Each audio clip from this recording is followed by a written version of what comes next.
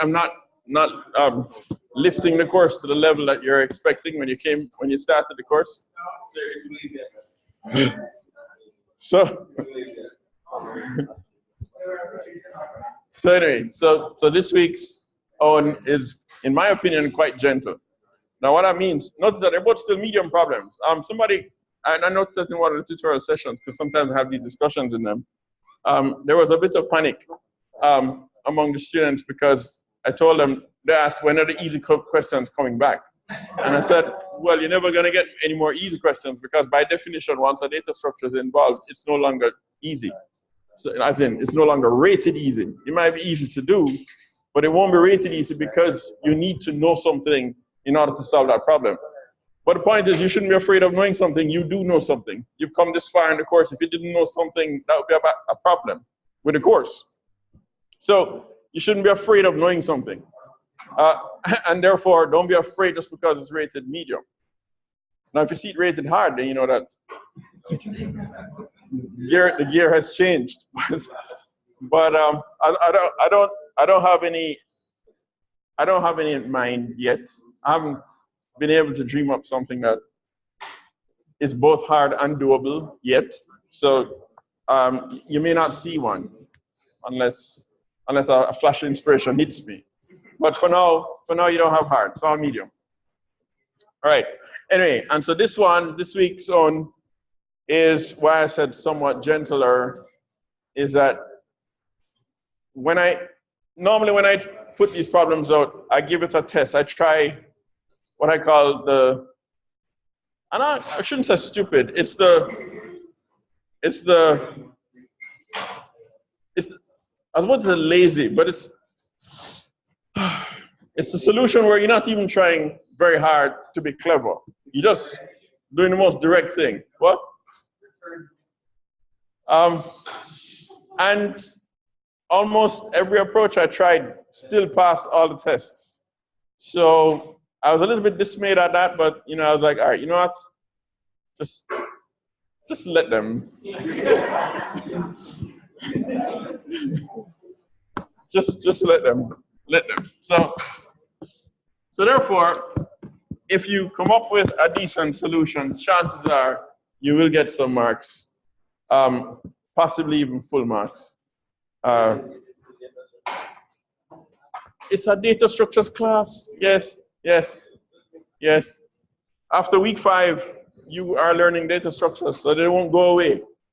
The only thing that happens is you might get more and more involved. Like last week's, I don't know if some of you caught this, but one of the problems last week involved using a dictionary to try and keep track of the frequencies. So that's a random number generator one. But notice that you had to add up over various ranges, because to find out what values X would generate the same value D when you're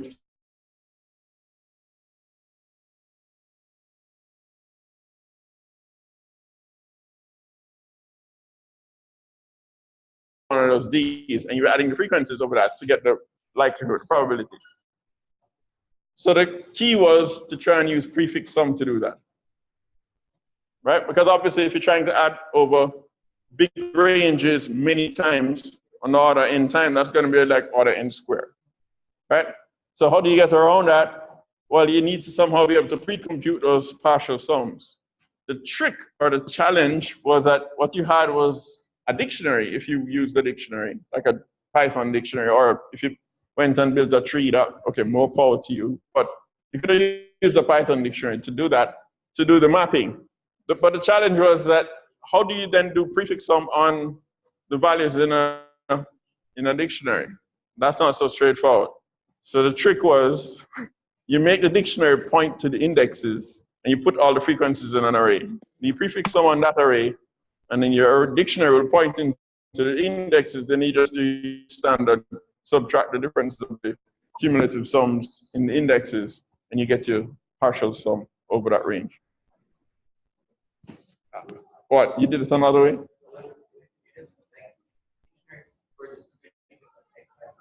Well, if you did that, then you'd have a problem accumulating.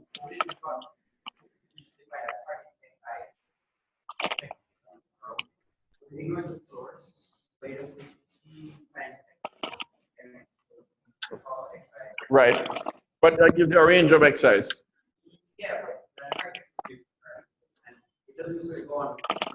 Right, but the point is, if you're going to select each possible xi and extract it from the dictionary, yeah, you get them out in order one time, but you might have up to n of them. Well, I mean, it's not quite n.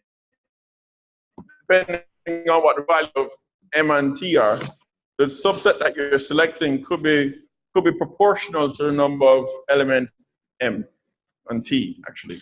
So the problem is that if you get enough samples, you could end up busting the time limit because you're continually adding those subranges.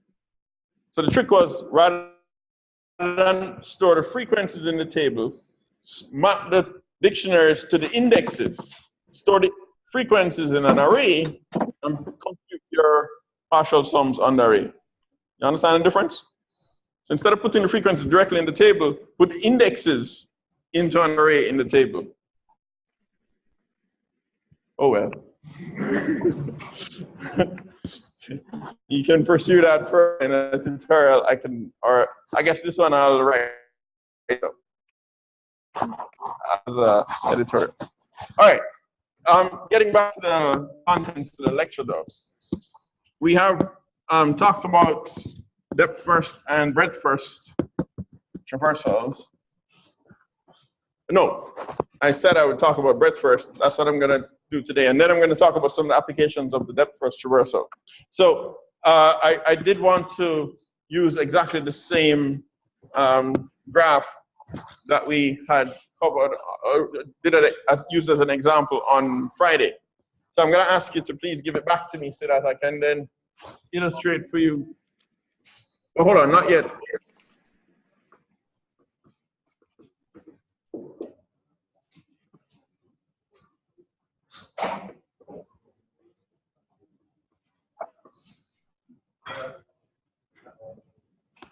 So remember, what we said was that each time we talk about different kind of traversal, there's a display. There's a way that we explore, or there's an order. The discipline of ones that have been discovered, traversals of the most recently discovered nodes. Remember that? So in our breadth first, we're going to now visit the discovered nodes in the order they were discovered.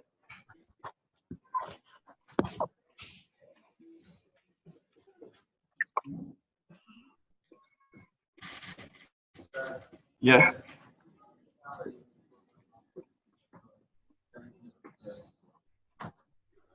That's your cue.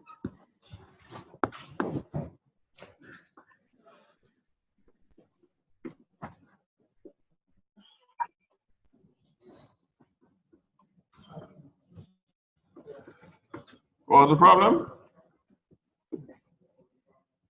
I didn't hear the complaint. Once you said camera, I was like, wait, that's not my problem. What? It's not focusing what?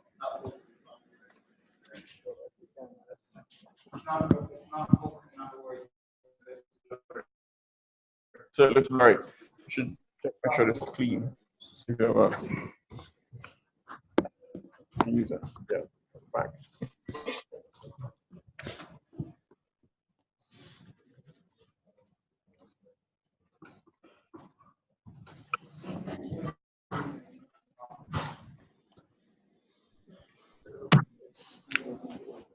Didn't help. Who's saying that though? It's looking really clear here. I'm looking at it here, you don't have to show me. So it's not transmitting?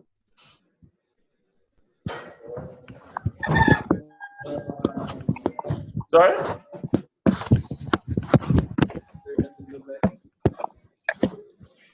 Oh, your resolution looks bad.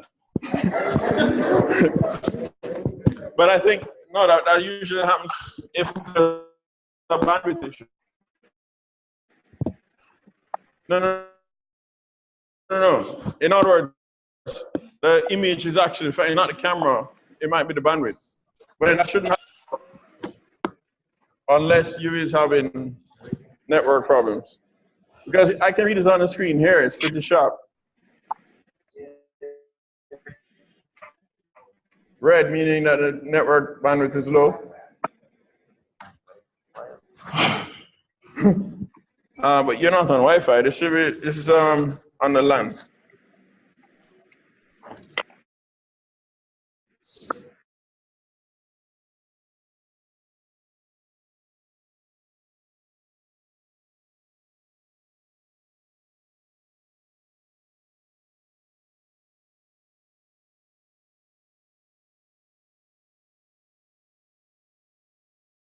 But hold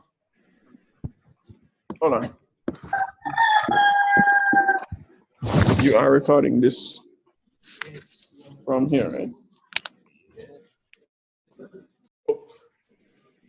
No, don't you? No, you see. No, it just it's there.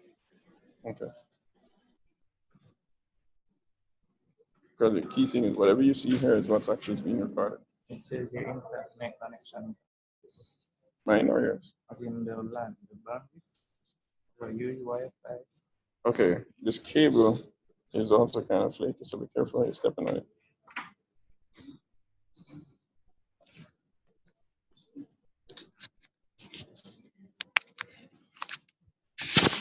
Get back.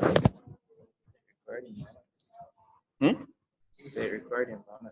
No, you're not. You're not getting. You see, you're not recording the right thing. You selected me. You select yourself. Okay. Yeah. Okay. Are you getting an image that look nearly like this one? Still? Is what? Better?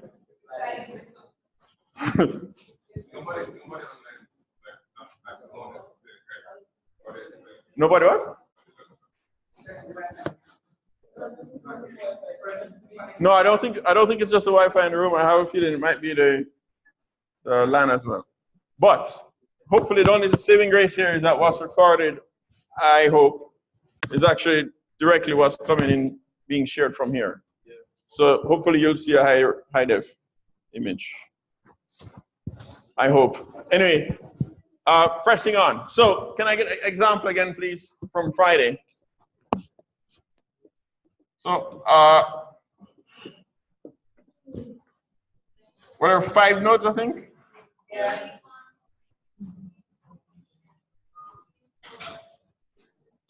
All right, V1 is up here. Remember that. Was 2 over here on the right? Yeah. 4 in the middle. Where's 3?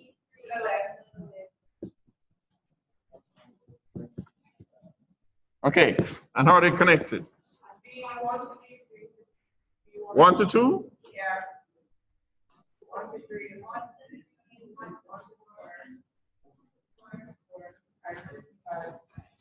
That's it? All right.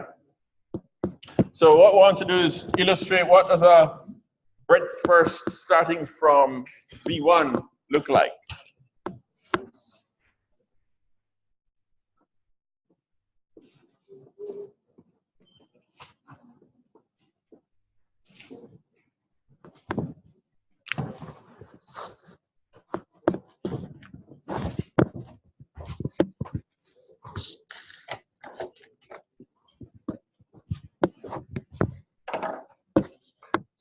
Right. So let me head up the table. So what's this?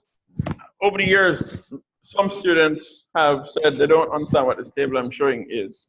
So let me I'm going to keep saying it every time we draw one. Hopefully something will stick. So what we're illustrating when I draw up this table is how the status of the node changes. Remember that I said there are 3 statuses you could have.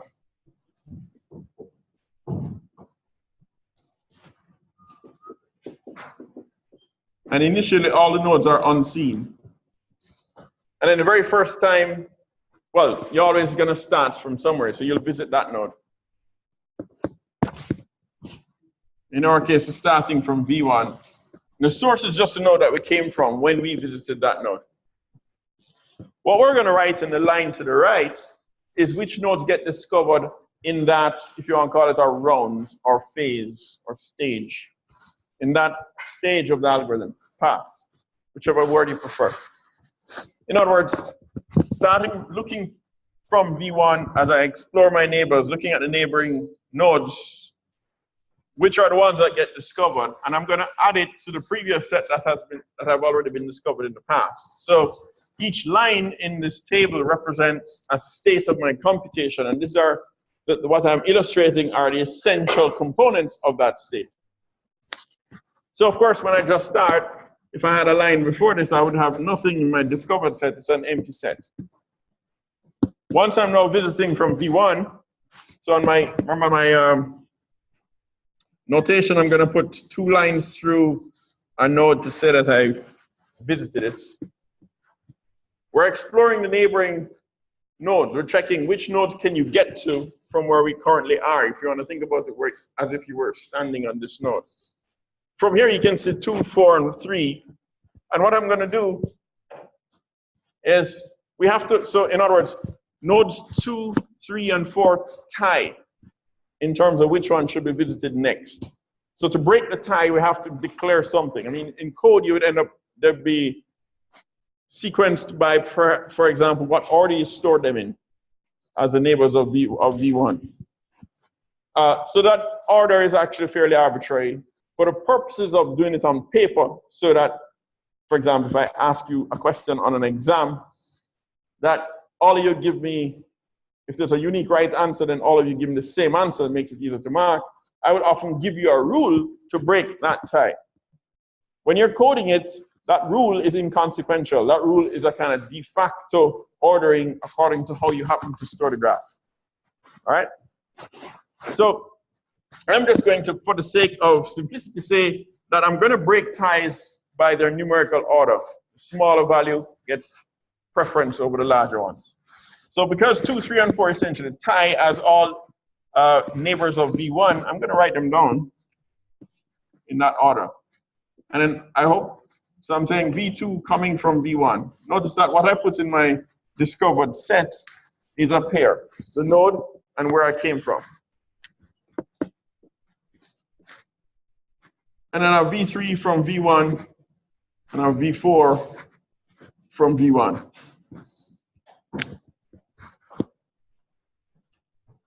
Now the rule is take them out in the order in which you discover them. So of course, okay, let me, when I get there, I'll ask it. So having discovered these, I'll just indicate it on this picture here. 2, 3, 4, all got discovered. That would be the end of that phase, that pass. The next step is, of the nodes that are discovered, pick one to be visited next. And remember, we have to do it in the order that they're discovered. So these all tied, and break ties by taking the minimally numbered one. So of course, in this case, we're going to take out V2. V2 will indicate that we came from V1, so that we know which edge it was explored with. Now, let me ask you this. So I'm going to write back those other 2 nodes that are already previously discovered, V3 and V4. But from V2, I'm now going to discover something new. I'm going to discover, so V2 is where I'm visiting now, so I cross that. Notice that when I'm here, I'm now discovering V5 for the first time, yes? Where do you think this V5 should get added if I want to exercise the discipline, as I kind of indicated when I wrote it down here, that I'm always going to take the element at the left. Suppose I just say that that's where I'm taking it from. Where do you think V5 needs to be added? Which end? The left or the right? The right end. Good. You notice that with DFS, we added it on the left end because the most recently discovered one. This one is supposed to be in order in which you discovered it, so we're going to put it at the back. What does this remind you of? Which data structure does it remind you of? What? A queue. A 5 for Q. Good. So, and if it were a depth first, which data structure would that remind you of? Stack. Very good.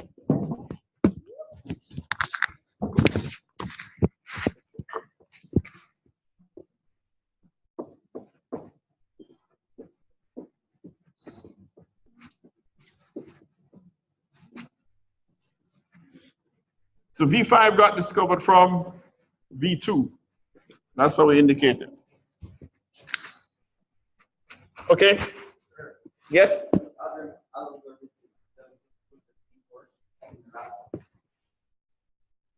Oh, you mean why am I not putting V4 onto it? Okay, fine. The reason I'm not doing it is that V4 status is actually already discovered. So I'll only be marking newly discovered nodes. So in the code, what you'll be doing is for each neighbor, if it is unseen, mark it discovered. Okay, and then add it to the data structure that's maintaining it, which we just discussed was a 5 for Q. So you'll be enqueuing the node if it had not yet been discovered, and you'd set its status to discovered. Okay? In the example of the DFS, if I use a literal stack, now I must say, this is intended to be a discussion point in the tutorial. It's one of the last questions on the tutorial this week. However, I'll mention it now since that's come quite naturally. If I implement my DFS with a literal stack, I actually have a allocated data structure that behaves like a stack, then in fact, you can't really look at any other element on the stack except the top. So once you start pushing stuff in, now I could say, if I set it to, if it was already previously discovered, I could say I'm not going to push it, but guess what? You ain't get it in the wrong order then, because you're supposed to use the most recently used one. So if you're using a literal stack, you're going to want to push it anyway, and then what you do is when you pop it, you check to see if you've already taken care of it. All right? So that's how you, implementation-wise, you deal with it. Practically, when you implement the DFS, and actually I may get to show you that, you don't even use a literal stack. You use recursion and let the built-in function called stack take care of the storage for you. And in that case, it kind of just comes quite naturally. All right, but as I said, that was a tutorial discussion point. So maybe I won't say much more on it unless it arises quite naturally again. All right, carrying on. Go visit V3. Notice what happened here. We didn't proceed. Was there a link from V4 to 5? Oh, okay, fine. So here I'm going to visit V3. And I came from V1. I still have V4 to go. And V5 in here. And now I'm going to discover any new nodes from V3. Well, V3 doesn't have any new neighbors. Any neighbors that are unseen still.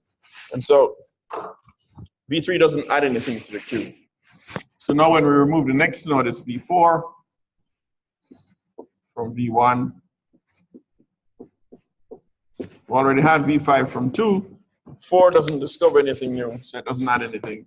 And then finally we get V5 from V2. So if I were to draw a tree,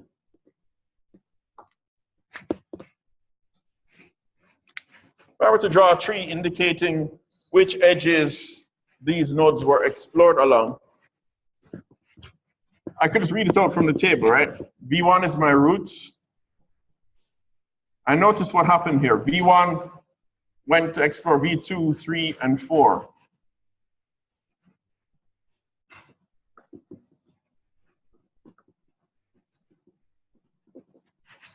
And then 2 got to 5. Now, I'm pretty sure that when you looked, when we did the DFS, it was a different tree. Okay? So one of the things that you can observe, oh, I wasn't putting in my, as I visited these, so I did V3, then I did V4, and then I did V5. And if you want, I can illustrate where these tree edges are, as they are called. V1 to 2, 1 to 3, 1 to 4, and then 2 to 5.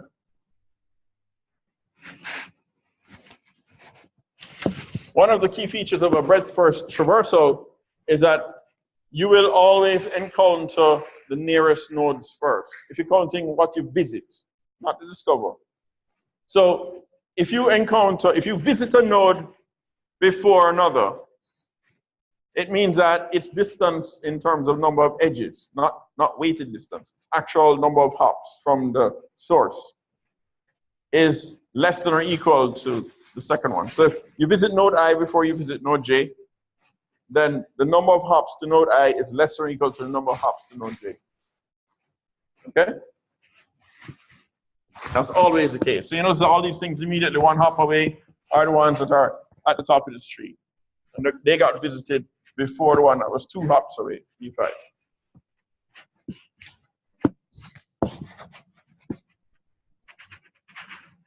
Right. So those are 2 main ways to do your traversals. I'm going to now talk about some applications of the depth-first traversal. Depth-first traversal gets a lot of attention because it is so natural to implement, and there's still so many things you can do with it. We've already discussed one of them, which was kind of how I introduced this topic on Friday when we were talking about connected components. So one of the common reasons for doing a traversal is, in fact, to check how many connected components, or another way to look at that is the graph you got completely connected? So if you want to know that, then you're really asking, is the total number of connected components equal to 1? And in that case, you could use either breadth first or depth first. But there are some cases when you want one kind of helps you over another. So I'm going to talk about a couple of these today. So first of all, for DFS, I'm gonna run the DFS on this again to produce the tree. Do I need to show the thing? No, I don't.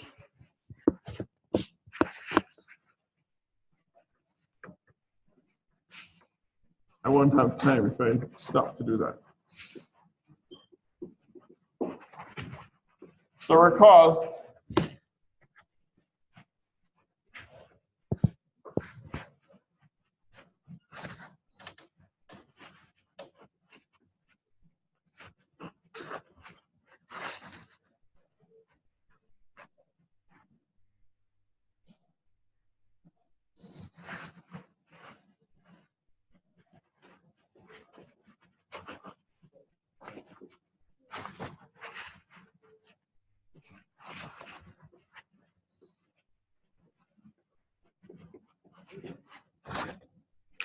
so right now I'm talking about edge classifications.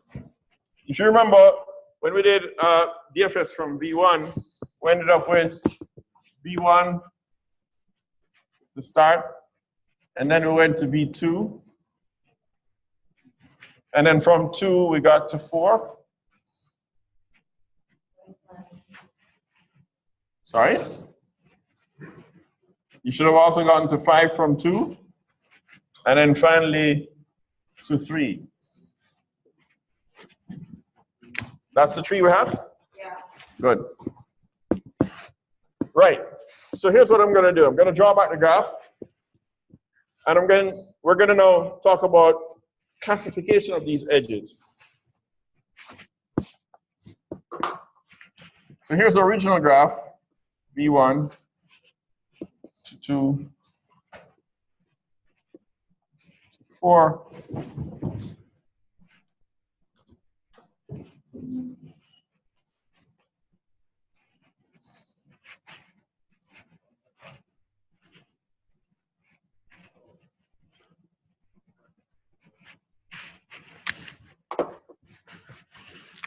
And here are the edges that were in the tree, and they're going to be naturally called the tree edges.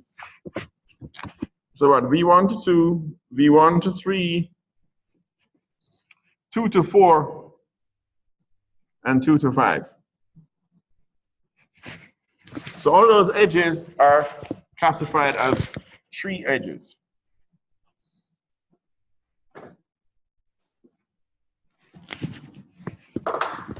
So now here are the other, once you have your tree edges, there are three other possibilities that you could have in general, and we're going to discuss what happens for the special case of an undirected graph, why you won't actually have all possibilities. So, tree edges.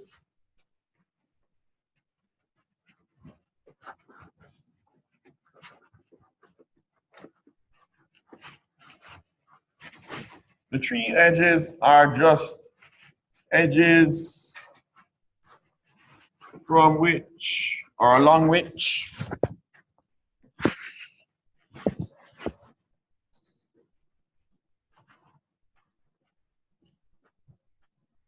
nodes were visited during the DFS traversal.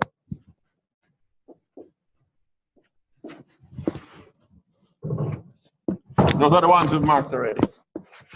Now, once you have those, relative to that tree, we can now come up with three other classifications. So the first one is called a forward edge.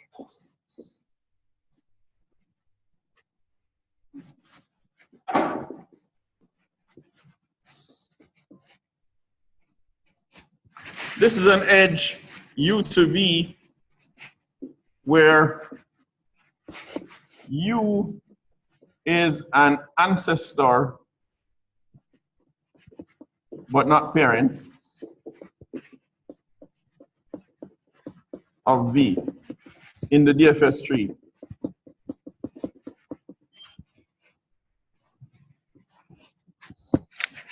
If you can have forward edges, what might you expect you also would have? What's the opposite of forward? Yeah. So those are called back edges.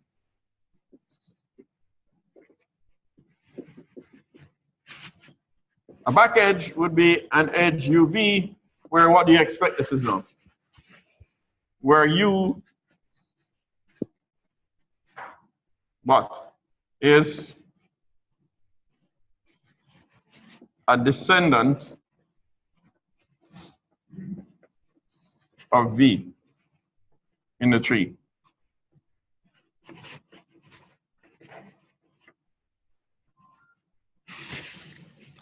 So remember, you have the tree edges first. That defines the tree. Once you have a tree, then you can talk about ancestors and descendants, right? So for example, in this tree here, V4 is a descendant of V1. Got that? Okay, one more possibility. It's possible that it's neither. UV is neither an ancestor. U and V have an edge, but U is not an ancestor nor descendant of V. That's called a cross edge.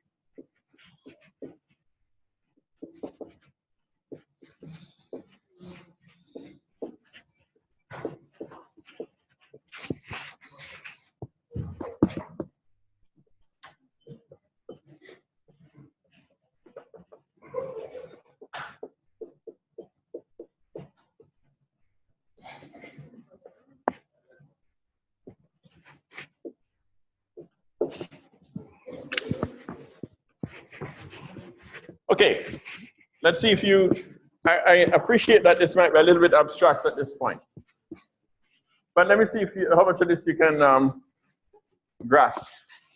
So all of these are possible if your graph is directed. Depending on the graph, depending on where you start from, you may or may not get all types of edges in your classification after you finish the DFS. However, if you're dealing with an undirected graph, some of these are not possible. My question to you is which?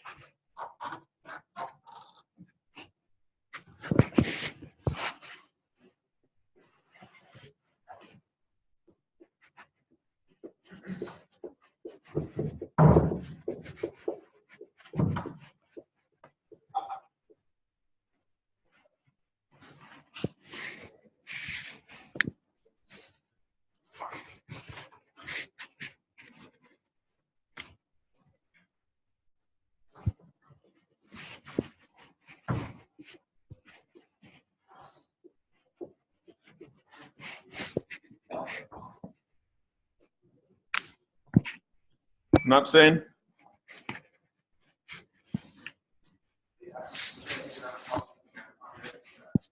Well, the question I put to you is which of these categories of edges are not possible in an undirected graph? I'm about to write the sentence in the positive. When it's undirected, only the other kinds are possible. Nobody's answering me, so I'm actually not even sure if anybody has even heard my question. And that's fine. I'm just going to move on. I don't need to hesitate. Cross edge can't be there. That's right. What else? That's one. Forward and back. So you think all three, you think the only possible edges are 3 edges? Let me ask you this. What kind of edge is V1? V1 to V4 is not a 3 edge. So it must be one of those other 3. So we know that there's at least one other type that's possible. On this graph, let's put that edge in maybe in a different color, if I could locate. Yes. Where is it? No, V1 to 4. Here's this edge 1 to 4. What kind of edge does that look like? Forward or back?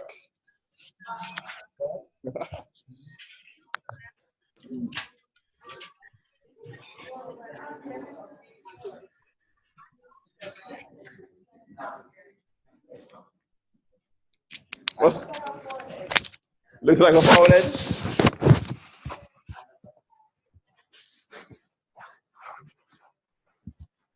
Yes, use an ancestor, not a parent. Why did I say that? Because if you and V, if you're the parent of V, then that means it's a 3 edge. So you want forward edges are ones that skip a generation, at least one generation, right?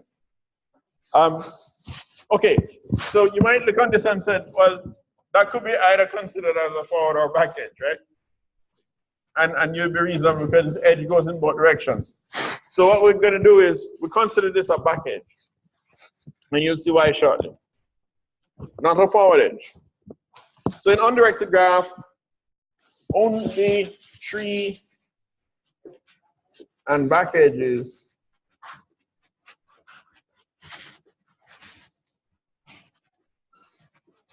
will ever be formed or ever exist. Now it's an interesting mental exercise to prove that. I'll leave that to you to figure it out.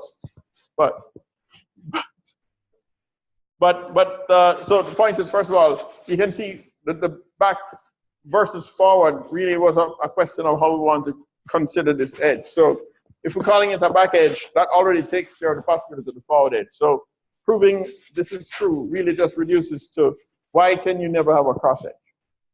Okay, and you can think about that and why that must be true. Here's what I wanted to get to though. If I want to determine whether a graph has a cycle, you know what a cycle is? A cycle is a path that starts and ends at the same node, right? So if I want to check, does my graph have a cycle in it? Can you think of a way I could do that?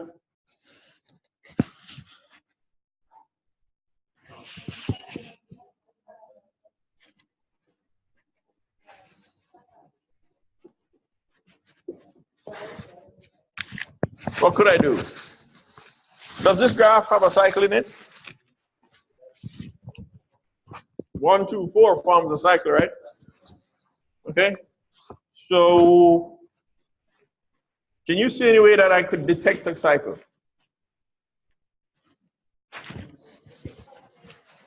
Do what? Check if. Correct. Check if there's a back edge.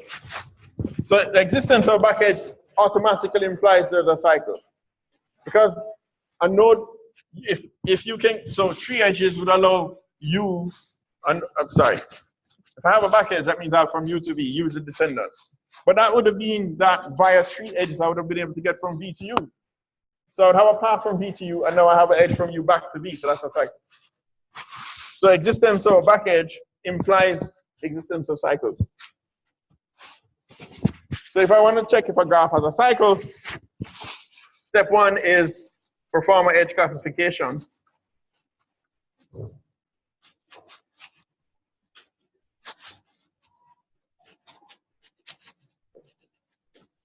And step two is any back edges implies cycle.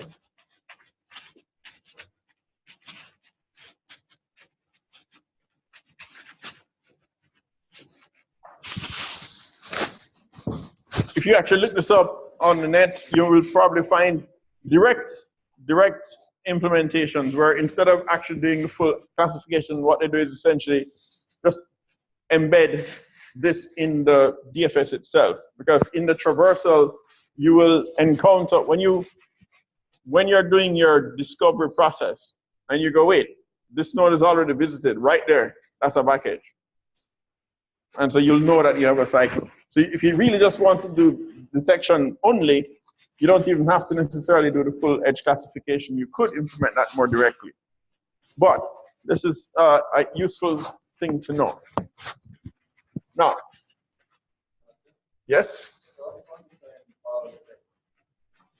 Oops. You want to find what? All cycles? That's a different story altogether. If you want to count the number of cycles, that becomes a combinatorial problem. So the existence of one back edge tells you that there is at least one cycle. But if I have multiple back edges, that might construct multiple cycles that might be taken by taking subsets of the nodes along those paths. And suddenly, it's no longer straightforward how to count the cycles. It becomes, don't worry, I don't know if I can give you that for homework, but it's a far more complicated problem to count the number of cycles. If you just want to check if there's a cycle, that's not too bad. Now, why might I want to check if there is a cycle? I'm kind of going to run right out of time. So, there's this concept. Okay, so two things. And I'll just, yeah. Let me talk about start and finish times, because those are far more important. And then, as a closing note, I'll mention this thing called a topological sort. So here's a question for you. How do you know that V1 to V4 or V4 to 1 was a back edge? What about it told you it was a back edge? It was by looking at the diagram, right? You kind of saw the edge in relation to the tree and saw that it fit the description of what a back edge was. In other words, it was a pictorial thing. You looked at the picture and said, yeah, that looks like a back edge, so it must be back. Don't it? Sort of. Let me put it another way. How would you code this?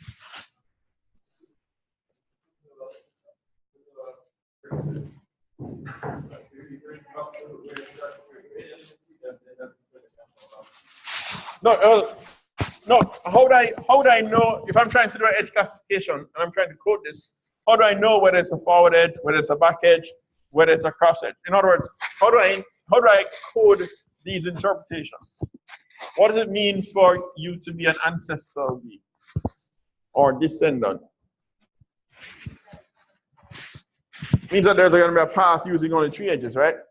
But do you imagine that I'm going to be checking for these paths? Because I mean, a tree branches in many places, trying to find out, yes, the path is unique in a tree, but unless I have some clues how to get there, it's almost like I'm doing a search in the tree for that node. You can imagine if I have to do that for every edge, that could get really expensive. So there's another way to do this.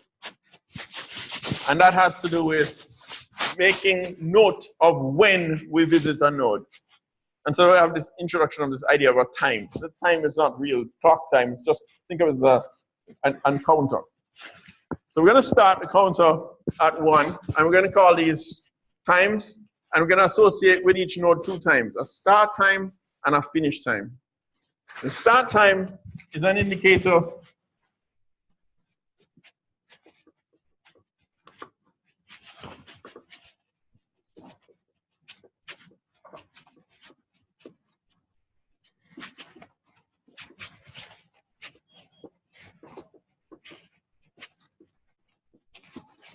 So this will be the time when we will set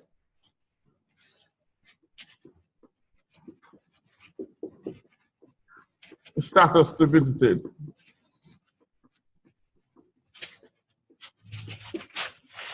And then there's this other idea of a finish time.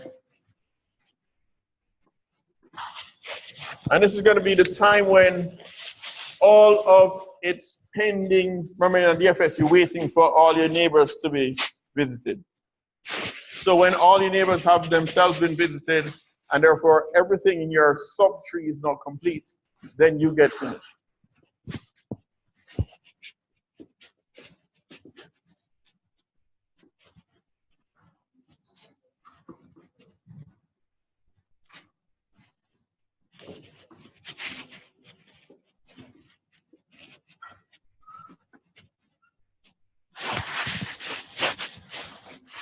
After.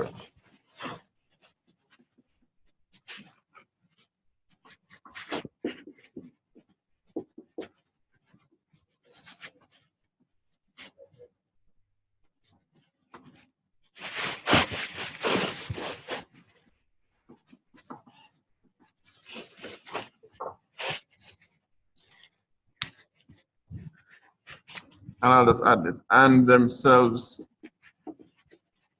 finished.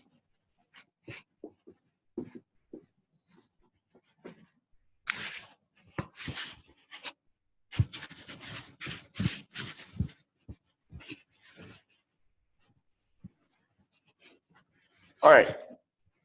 So I will actually give you an implementation to show you how this works and run with an example and show you that tomorrow. So I won't need to try and rush too much on this. But one thing, just so that I can get this out of the way, two things. Comments.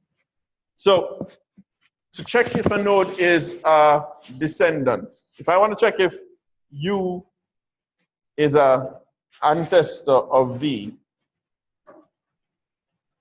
then U start time is going to get started before V. So U start time will precede V start time. And because U has to wait until V is finished before you can finish, U's finish time is going to be after V's finish time. In other words, if U is a parent or an ancestor of V, U's start and finish time bracket V's start and finish time. All right? So I will, okay. I saw the blank looks on people's faces. Let me illustrate the counts on this tree, and then tomorrow I'll show you the implementation how that would work. So on this tree here,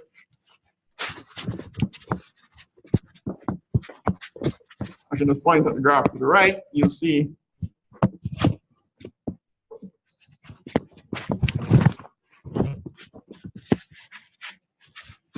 so this is the tree. V1 went to V2, went to V3, into V4, went to V5.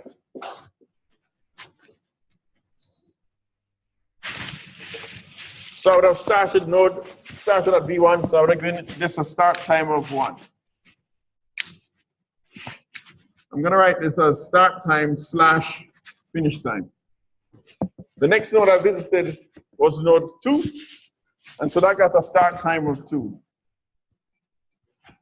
The next node I visited after that, you can look back at the tables from Friday's lecture, was node 4, and so that got a start time of 3. Node 4 didn't have anything to do, it didn't have any new neighbors to add, and so it finished. And so it would have finished at time 4, timestamp 4. V2 was still not done yet though, because V2 was waiting for V5 to finish, but then visit V5. And so we started visiting V5 at time 5. But V5 didn't have any new things to do, and so we finished 5 at time 6. And so by the time we came back to V2, it didn't have any more neighbors, so V2 was now finished. It finished at time 7. And of course, 1 was still waiting so that it could continue to explore with V3. That means that V3 got started at time 8. Nothing more from 8, so it finished at 9, and therefore 1 finished at time 10. Got that? Okay, so what I was trying to tell you is, notice that if, so 1 is on ancestor 4, what I'm saying here is that the start and finish times of the descendant will be within, kind of bracketed by, the start and finish times of the ancestor. Tomorrow I'll document that for you. I just kind of want you to get a sense of what the start and finish times are. All right?